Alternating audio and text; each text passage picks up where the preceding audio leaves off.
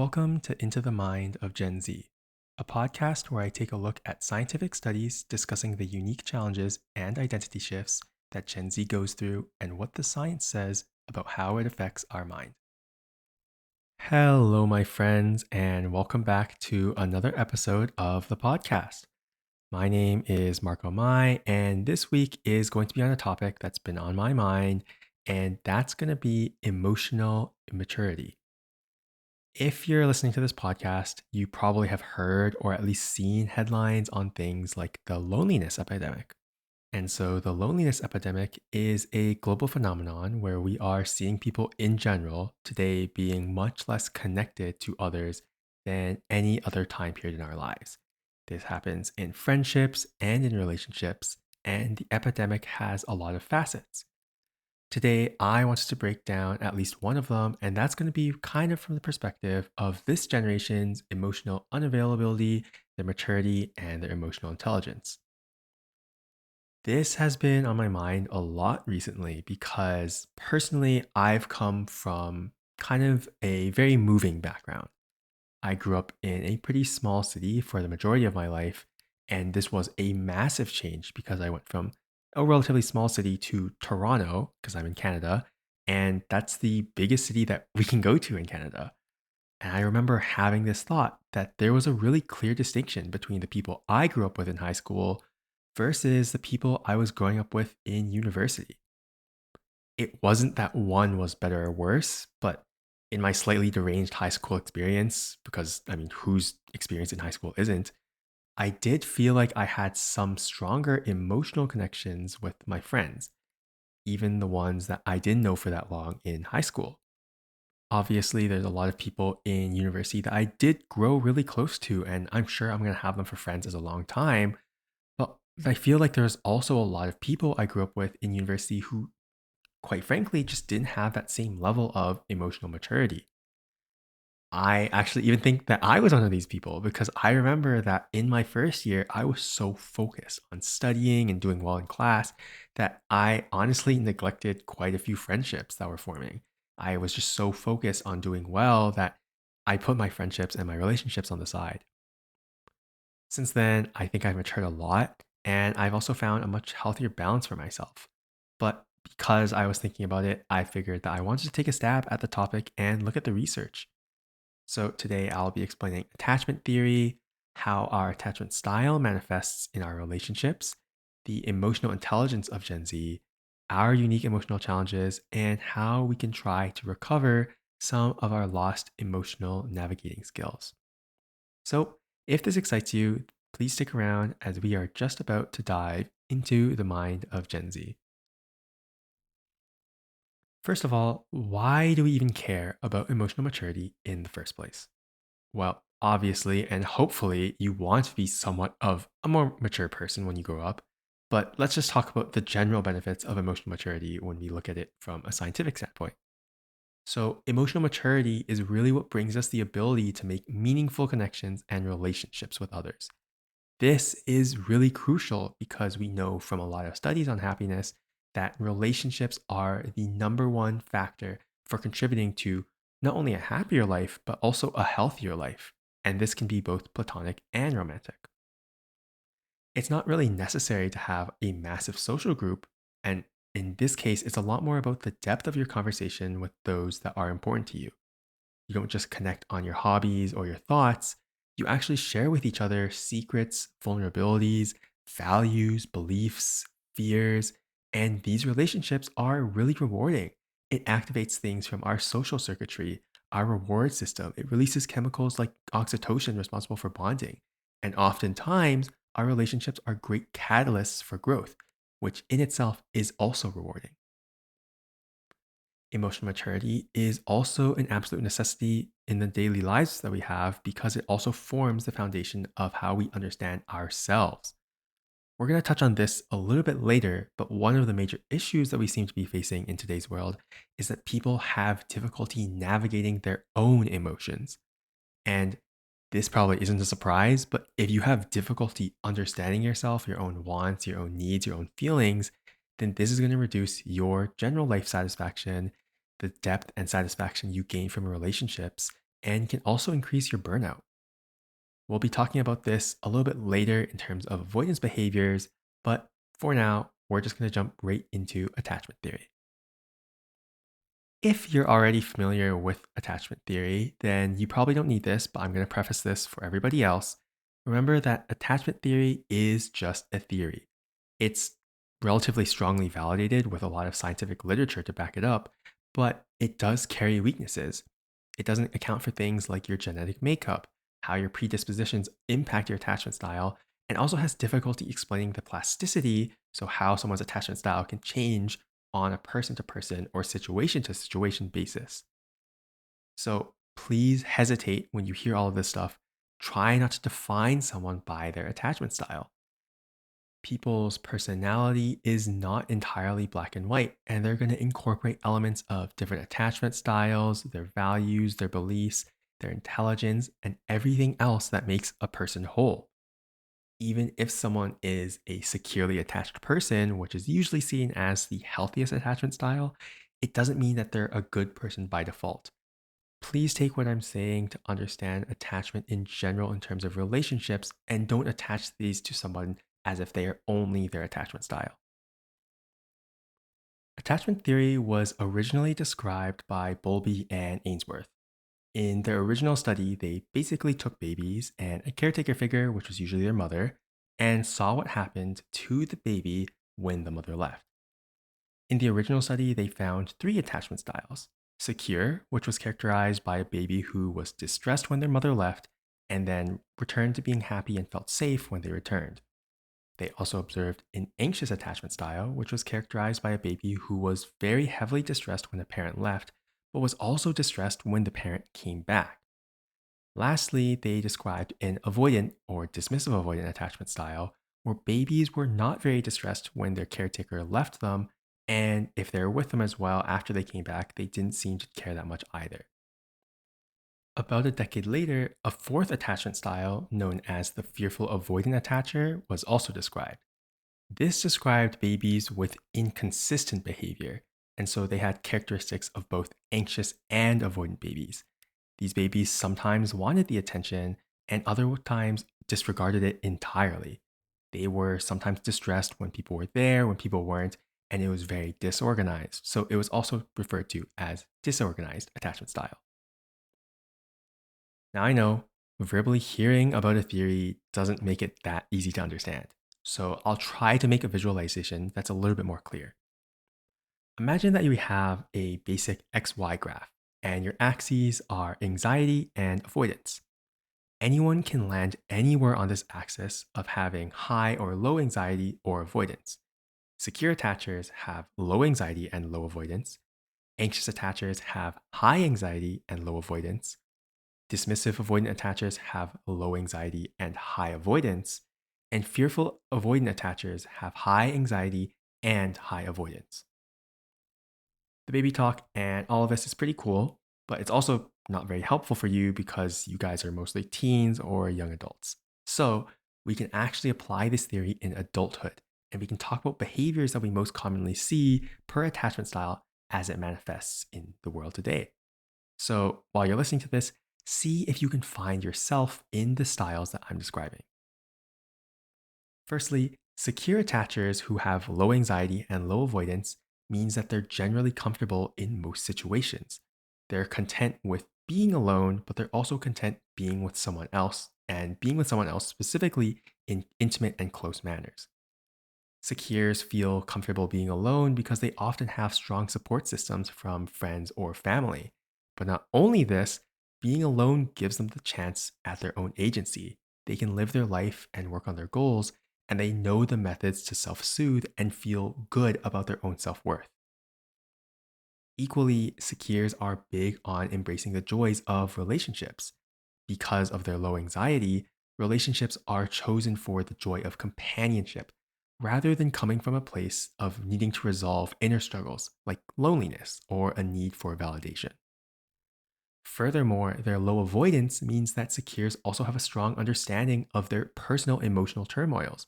They're willing to communicate their needs and emotions to their partner. They don't reject closeness in their relationships, and that's going to be really, really key.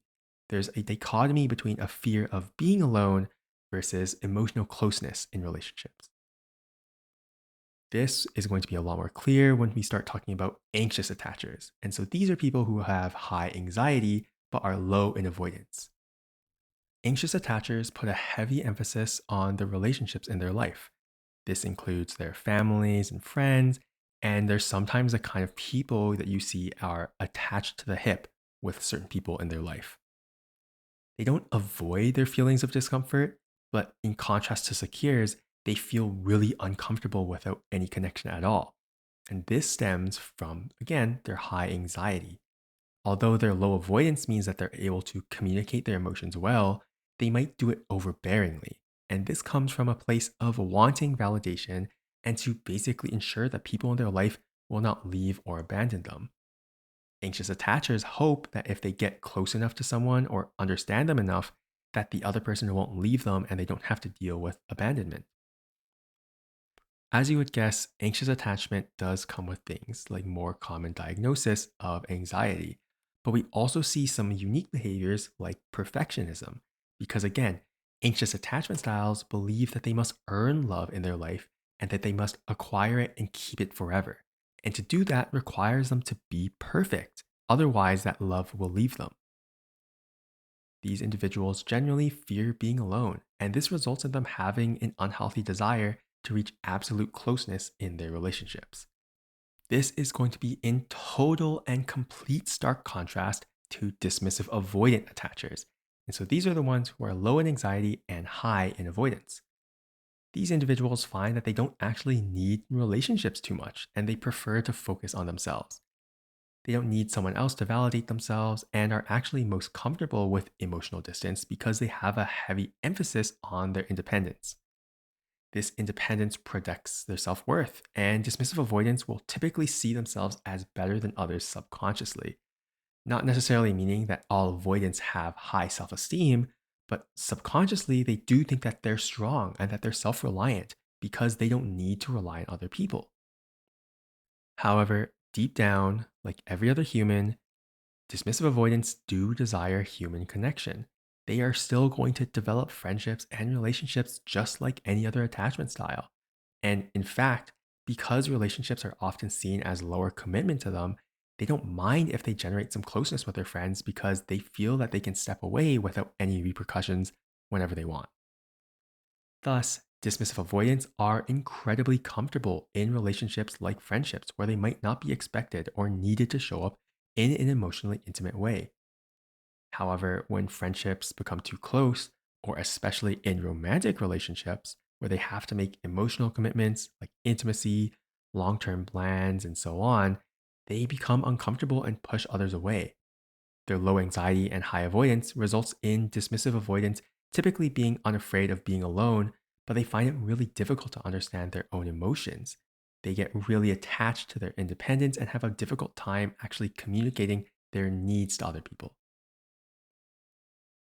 The last of these attachment styles is the fearful avoidant attachers. Fearful avoidants are high in both anxiety and avoidance, which means, again, they're the ones who are going to display behaviors of both dismissive avoidance and anxious attachers. What this looks like is that people have a push and pull dynamic. They are constantly battling their minds because they do have a strong desire for intimacy and they're going to chase it. But when someone gets too close, they're going to push others away. They differ from dismissive avoidants who have more of a subconscious decision behind not wanting emotional closeness or intimacy. Fearful avoidants do desire intimacy. That's where the anxiousness comes from. But when they actually get that intimacy, they're also equally more likely to start pulling or pushing people away. And this is what causes the hot and cold dynamic and really leads to major cognitive dissonance within both the fearful avoidance and also the people that they deal with. Fearful avoidants are usually aware that something is wrong, but it's really difficult for them to vocalize their emotions because of, again, this fear of intimacy. It's this really deep sense of avoidance that allows them to feel really anxious and then not actually able to speak it out into the world. Fearful avoidants are, however, the rarest of the four attachment styles, and they're the ones that are most often associated with things like depression, social anxiety, and high self criticism. High anxiety and high avoidance results in these individuals struggling when alone, but they also struggle to maintain really emotionally close relationships. They're the least triggered in that kind of awkward middle space. But again, because they crave intimacy often, they bounce back and forth between their anxious and avoidant needs. That's all for attachment styles. And I hope now that I've given you all of them, you probably can find a bit of yourself in one of them and you might lean towards one that you feel that you belong to. More likely, however, is that you probably felt like you had aspects of multiple. So usually this is going to be around two of them. And it means that you have two attachment styles that describe you somewhat well. Maybe you feel like you're generally quite secure, but then you recognize that there are times where you're overly anxious and you really need to attach to people to feel better. Maybe you think that you've been somewhat dismissive, but there are times in your life where you've had a random pang of craving for intimacy. This is, again, completely normal because attachment styles are dynamic. They're plastic and they exist on a spectrum. Typically, throughout your childhood, you're predominantly going to lean into one attachment style, but you might lean into different styles depending on the context or the situation. Traumatic situations or difficult times can also put you in different places and completely shift the way that you begin to attach to people. In fact, this is the foundation for how later life trust issues develop. People change over time, and it can be sometimes moving into secure styles, but there is good news, and that's by and large, people who are aware of their insecure attachment style often will try to push towards security.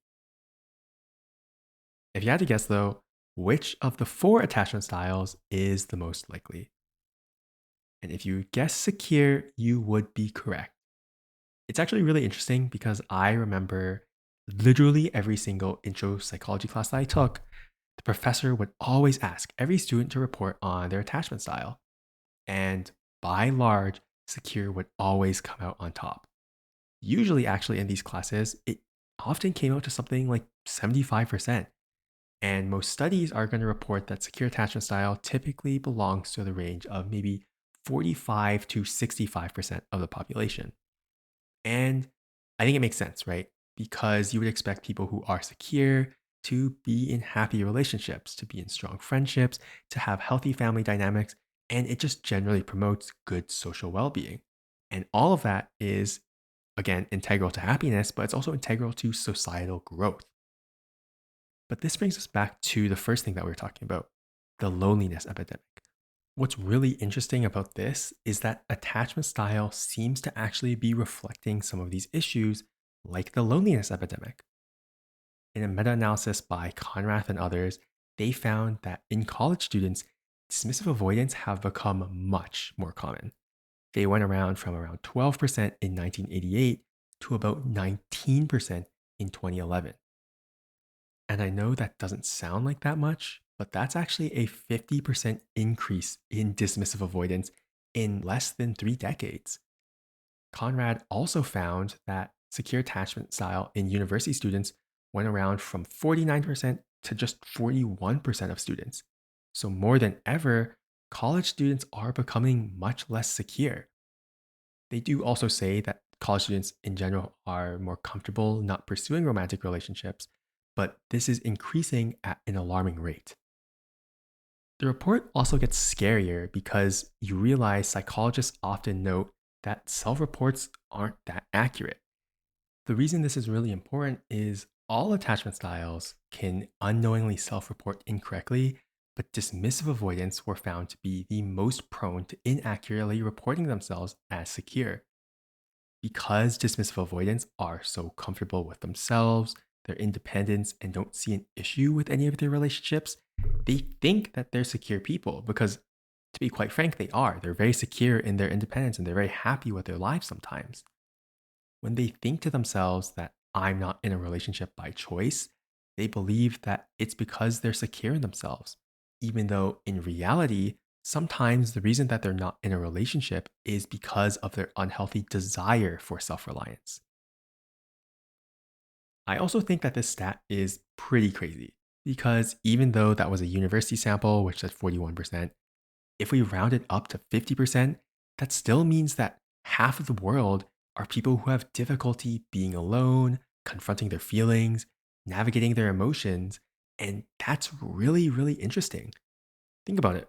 Statistically, half the people that you know aren't securely attached, and that number also seems to just be getting higher and higher. Back onto the topic of emotional maturity as well, is that just because you have secure attachment, it also doesn't mean that you're emotionally mature either. You can come from a place of comfort with yourself and comfortability with intimacy, but that doesn't mean that you react well to all scenarios. You can also be secure and still lash out, be prone to feeling anger, or have episodes of anxiousness or avoidance. As I said, attachment style only describes one facet of who you are, and therefore it only describes one facet of your emotional maturity. So, based on attachment style, we are becoming less and less emotionally mature because we're becoming less emotionally available. Again, dismissive avoidance in particular are on the extreme rise.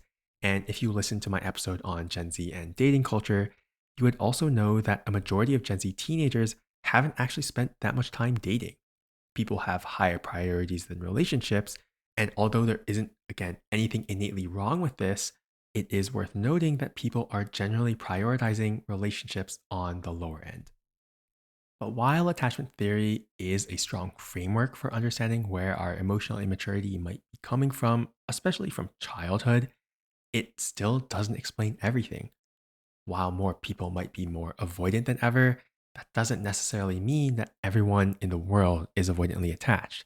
And again, someone who is avoidant doesn't necessarily make them more emotionally immature. So, what else can be at play here? Well, another more direct way we can look at emotional maturity is through emotional intelligence. To quickly debrief, emotional intelligence is a concept that was originally developed to explain why some individuals have greater emotional ability than others. Specifically, this is in terms of perceiving, using, understanding, managing, and handling their emotions. Emotional intelligence has some controversy around it if it's real or not, but generally, most psychologists believe that it might be best to be thought of as a framework. We can think of emotional intelligence as a combination of skills, traits, and behaviors that we use to deal with emotions in our everyday life. And this is a lot different than saying that we have a fixed quotient of actual emotional intelligence. Like many things in psychological research, emotional intelligence is one of those concepts that can get really easily twisted in pop psychology and not understood that well. But I think that in general, emotional intelligence holds a purpose specifically in this conversation. There are institutes, which I'm going to bring up in just a second here, who have done a lot of research on emotional intelligence, and we can at least see how it seems to have changed over the years. So, research from 6 Seconds, which is the Emotional Intelligence Network, found that Gen Z has been experiencing more burnout and has less emotional intelligence ever since 2019. And this is especially when compared to other generations. Equally, our generation is still incredibly high achieving and we're more cautious than any other generation, but we still also report the least amount of purpose and satisfaction with our work. The graph of EQ for Gen Z is actually really, really scary because you can see that we've fallen down on every metric over the past 5 years. Everything from recognizing emotional patterns, optimism, empathy, pursuing noble goals, and engaging with intrinsic motivation have all gone down over the 5 years. But the biggest one, which has gone down almost 20% over these 5 years, is the ability to navigate our own emotions. And I want to emphasize this as well. It's really important because while millennials, Gen X, and boomers also seem to see this slight decline, Gen Z is the one who got hit the most and the hardest. In fact, some of millennials on some of their aspects of emotional intelligence actually went up over the past 5 years. So, why is it that Gen Z seems that across all factors, they're going down? Well, 6 Seconds contributes this emotional decline to three main factors: the pandemic, climate crisis, and the smartphone. So it shouldn't be a surprise that the generation who had to begin entering the workforce during lockdown made us stumble a lot. One of the things that really sucked for me that I think about is Frosh Week and also graduation. I was part of the class of 2024, which meant that when I started university, there was no Frosh Week. And also at high school, I didn't get an actual graduation with all of my friends. And that sucks a lot. I personally was really lucky because I had an amazing roommate and I also joined a lot of clubs because I'm just a little bit more of a social person. But I remember thinking, I really missed out on one of the best times to make new friends and new memories at my age. It's a really genuine disconnect from the world, and I believe it gave me a less of a chance to connect with other people and also my emotions. This isn't to say that my year specifically got shafted the most, but it is to say that each year had their unique challenges while people were growing up. People who graduated high school in 2021 had to deal with institutions as they're figuring out what to do across online and hybrid classes. People who graduated in 2022 had to deal with the blur that was working models of hybrid classes and people migrating back and forth. The point is that everyone in our generation lost out on some really crucial years that would have been otherwise important for our social development towards adulthood. We were the generation that throughout our puberty, we had to deal with all of these things happening in the pandemic. And while obviously online connections have been great and allowed us to mediate some of those issues, we also know that it's not the same. We have brain parts that are literally designed for facial recognition. We have neurons that allow us to mirror other people's actions. We basically weren't using every single part of our social circuitry, and that implies that we might have had an emotional intelligence decline because of it. On the other hand, the climate crisis was an issue because Gen Z is now struggling with finding purpose. Our generation is seeing record levels of burnout and difficulties with situations like climate anxiety. Britt Way is a Stanford scholar who finds that existential threats like climate change have highly contributed to Gen Z's high rates of anxiety and depression. And I want you to understand why this is that we actually kind of get punished for using empathy sometimes. When we feel bad for people, we feel burnt out. We feel like we need to find purpose. We need to find a way that we can change the world and do positive things.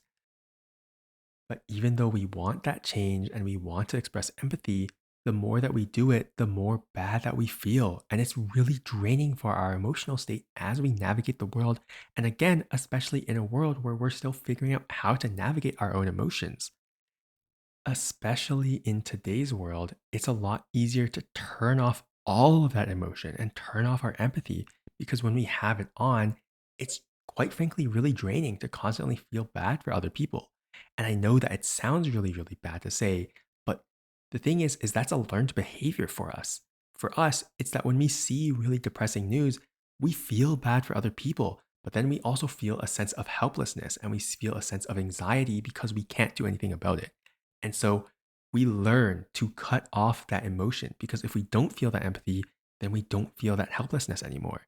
And that's why it's really dangerous that we're seeing not only this bad news, but all of these existential crises appearing in our lives. This brings us to the last one, the really big one, which is the smartphone. If you know me, I have a lot to say about this. And so I did a pretty good amount of research on this. And hopefully, this is going to be pretty interesting to you guys. Again, technology is the defining characteristic of Gen Z. And I'm sure that every single self help, knowledge, research, TikTok thing that you've ever seen always talks about the internet, social media, and the phone. But quite frankly, it's just true. We do see that the phone is likely an issue for our emotional intelligence as well. Jonathan Haidt, a professor at the Stern School of Business, argued that the reason we see such a huge discrepancy between Gen Z and millennials is because Gen Z grew up with social media throughout puberty. And this is a time period where our brains are very strongly rewiring. People are learning social cues, they're learning how to develop emotional connections. They have to learn how to regulate their own emotions, how to communicate, and all of those things were widely replaced through social media. which resulted in more emotionally distant connections and other pieces of entertainment, which contributed to avoidant behaviors. It's really important to characterize that when I'm talking about avoidant behaviors, I don't necessarily mean that people are dismissive avoidance in nature, but instead it's regarding to the fact that they're finding ways to avoid their emotions. Technology, the internet, and generally everything that revolves around it has given us very easy access to instant gratification. And that has a very big role to play. People are afraid to admit it, but almost everyone in this world has a technology addiction. People scroll on TikTok, they always watch shows, they play games, they engage with influencers. We see it also in our daily lives. When you wake up, the phone is the first thing that you pick up. When you're eating, you usually feel like you need to watch something. All of these things are very easy to get sucked in, and they're also really easy to do for hours on end. And this is important. The behaviors are easy to get into. When you wake up, you can very quickly log on to Instagram, Twitter, YouTube, or TikTok, and all of those things, no matter what you log on to, it's going to find a way to give you that quick burst of dopamine. And the issue is now we're seeing in the research, people are so much less able to navigate their emotions. That's what we're seeing in emotional intelligence. People get overwhelmed because when they experience loss, maybe they have difficulty putting words onto their thoughts, they have difficulty being vulnerable with other people around them, they find a way to just cope with it. But in today's world, the way that you cope with it is not by actually learning how to deal with those behaviors, maybe getting an outlet. It's instead that you can block out those thoughts by engaging with things on your smartphone. It's a portal to another dimension that gives you basically immediate happiness. But we also know that happiness isn't eternal. This is how people get so sucked into smartphone addiction. Rather than facing their own thoughts, their own feelings, it's a lot easier and quite frankly, it feels better to ignore those emotions when you can instead bring your thoughts to some dancers on TikTok or something.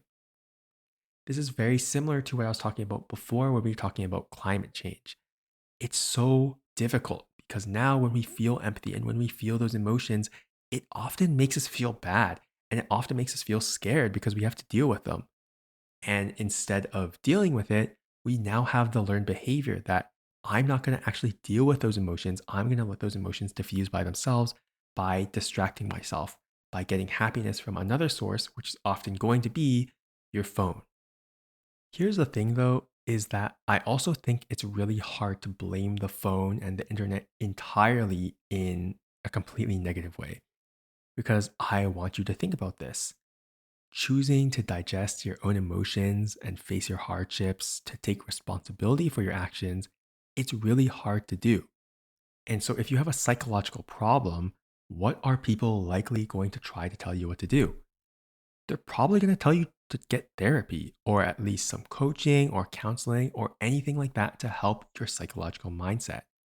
And I'm not advocating against therapy or counseling or anything because it's probably the best investment that you can make in your life because you're choosing to find ways to live with yourself and be happier. However, the issue is it's exactly that. It's usually an investment. Therapy and mental health institutions cost a lot of money, whereas your phone is something that basically everyone has, and it gives you free access and immediate access to all of those happy chemicals. In the short term, people can get very free, short bursts of happiness rather than going to therapy. And therapy or counseling often involves some kind of long, arduous, and expensive path of dealing with your own emotions.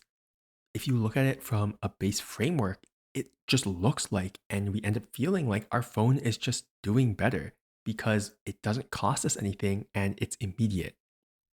I probably don't need to be the one to tell you, though, that searching for instant gratification and ignoring your emotions is not going to help you in the long term. As I said at the start of the episode, the reason we care about our emotional maturity and the reason that we care about being able to face our emotions and our feelings is because it's important for our relationships. It's important for us to find ways to connect with other people and also to connect with ourselves. Really, this also doesn't have that much to do with relationships at all. I want you to think about this. If you're in a relationship, but that relationship doesn't give you inner peace and it has nothing to do with that other person, it has everything to do with yourself internally, what does that do to you? You're not going to be happy. And you're probably going to leave that relationship. You're going to find new ways to be happier, which is fine, right? But it's a learning process. And you realize that the issue is ultimately it has to do with you, right? Equally, that's how people who are single find happiness. It's not that people are necessarily choosing, oh, I'm single and I want to choose my life and this is how it is. It's that they find inner peace within themselves. They know their emotions, they know their values, they know their beliefs, and they're really content with being single. All of these things are really important because it has nothing necessarily to do with just relationship status or anything like that. I think that if you read the title, maybe you think emotional maturity is just about all your relationships and how you communicate and how you handle issues. But it's much more than that. It's a lot more about how can you understand yourself. And once you understand yourself and you actually understand what you want, again, your values, your beliefs, that's how you actually develop and grow in the world. And that's how you find happiness. It's how you find happiness in your relationships and also find happiness in yourself. So, big question, how can we take all of this together from attachment style to pandemic to existential pressures to the internet and social media use? How can we regain some of our emotional intelligence and also just become a little bit more emotionally mature? First things first, you can actually choose to not be that emotionally mature or that emotionally intelligent.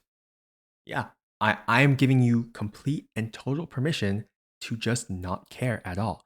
We know that from people in our lives, like again, dismissive avoidance who choose to be single, actually do have generally somewhat fulfilling lives. Are their lives less fulfilling than those who actually navigate their inner world, can face their emotions, and develop more meaningful relationships? Sure, they are a little bit. But if you are truly and totally okay with how you feel and you recognize, I don't want to fight my inner emotions, I don't want to deal with any of these things, then because you've actually come to an acceptance with your own emotions, you're going to still be happy. So recognize that if you can accept the fact for yourself that I am not that emotionally mature and that's okay, that is actually literally okay. You're probably going to be quite happy and you're going to be happier because you now know that you don't really need to push for that thing. I will say the one caveat with this is please do be careful with your relationships. Specifically, I'm mostly referring to dismissive avoidance because if you are truly okay with the fact that you are not going to emotionally connect with others, recognize that in your close relationships, usually you're going to meet someone else who does want that close emotional connection. So if you enter a relationship knowing that and you don't actually tell that to your partner, all that's going to happen is that relationship is going to end and you're both going to feel terrible because you think to yourself, man, I wish I was able to give to their needs, but I also have my own needs. And they're going to be thinking to themselves, like, why couldn't they give me what I wanted? Why didn't they want to connect? So be really careful with how you're going to be interacting with people, which is why, although I say that you can just choose to accept your position in terms of your emotional maturity, I would probably strongly encourage you to think on the other side and find ways to improve yourself. Okay, so let's talk about attachment theory first. For attachment theory, one of the main things that you should probably do is actually just find professional help. Attachment theory is some very heavy stuff. And usually, when you're an insecure style, it comes from deep traumas or childhood issues that, frankly, I am not going to be able to help you with. And the internet is also very unlikely to help you with. If you're someone like me, and so I kind of think that I'm more of a secure person, but I definitely have some anxious tendencies sometimes, then maybe you can find ways to self soothe by practicing some things like meditation, like journaling, like really taking notice of your emotions. You can maybe sometimes find ways to actually heal yourself. And I also know that there's a lot of people who did this before. And also, again, it's not like we had therapists our entire life. I'm sure that people had to do this as well in like the 1800s or something. However, if you can, if it's available, please go do see a licensed psychotherapist. Check your benefits plan. If you're a student, a lot of places offer free counseling. Check your city for any mental health help. There's a lot of ways that you might be able to find ways to just make it a little bit cheaper, and it's going to be the best investment that you can possibly make. Attachment took up such a big part of this episode because I really strongly believe that it forms a huge basis of our characteristics for emotional maturity. If at your baseline you have difficulty trusting people, or if you're super anxious about mistakes in your past, then this is bound to affect your future relationships and your emotions. Finding ways to resolve this is crucial to your emotional growth.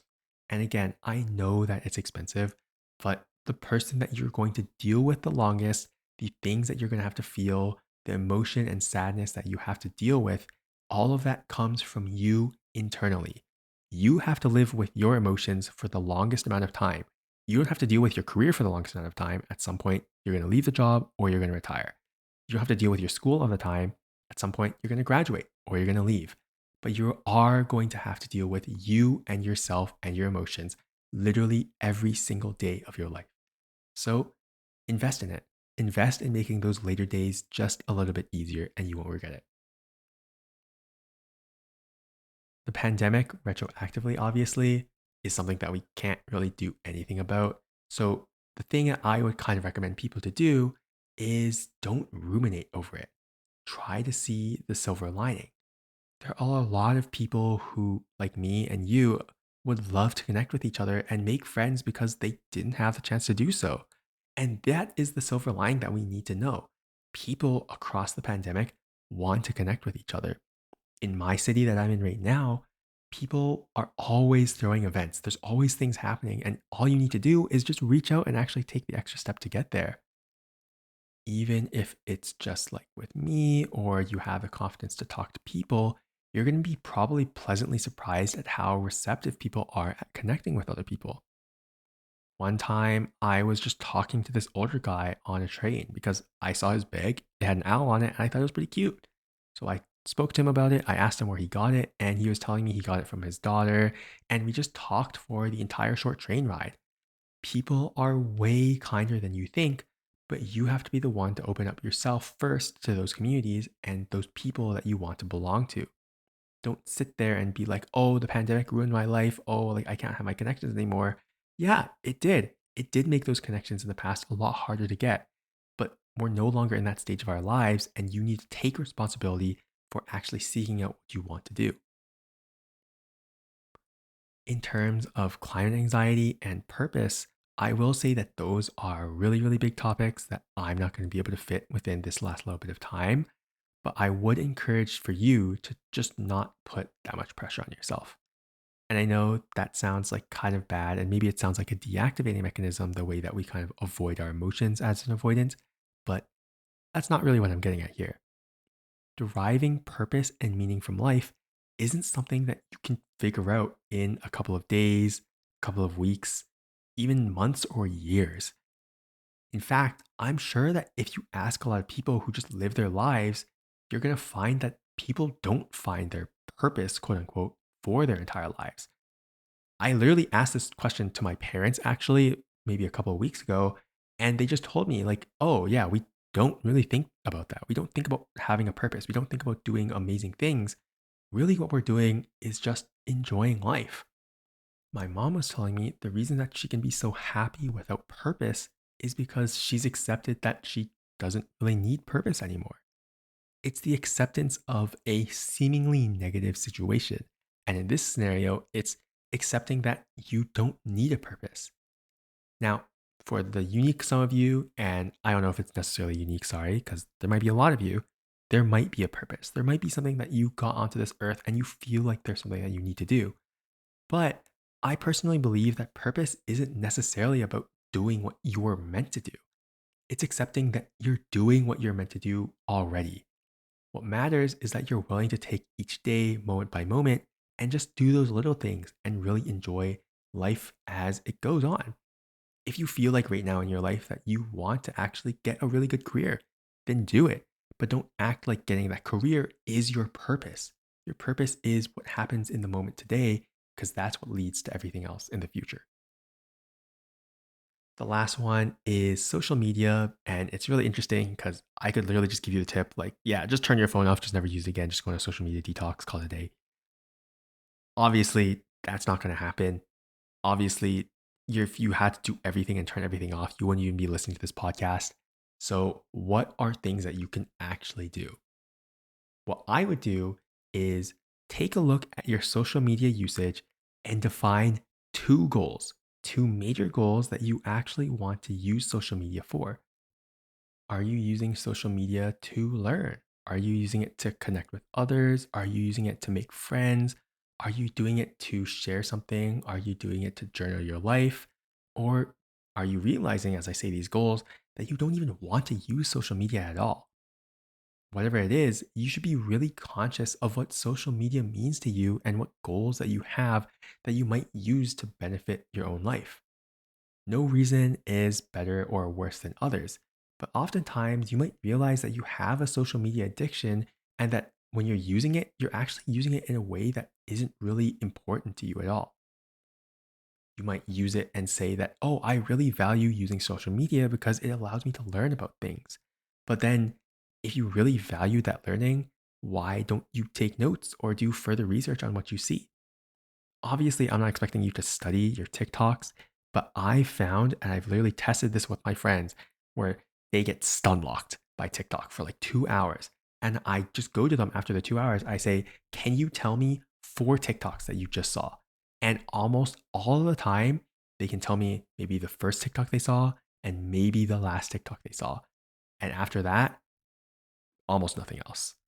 So understand that you do want something from social media that doesn't have to be just that quick dopamine TikTok burst.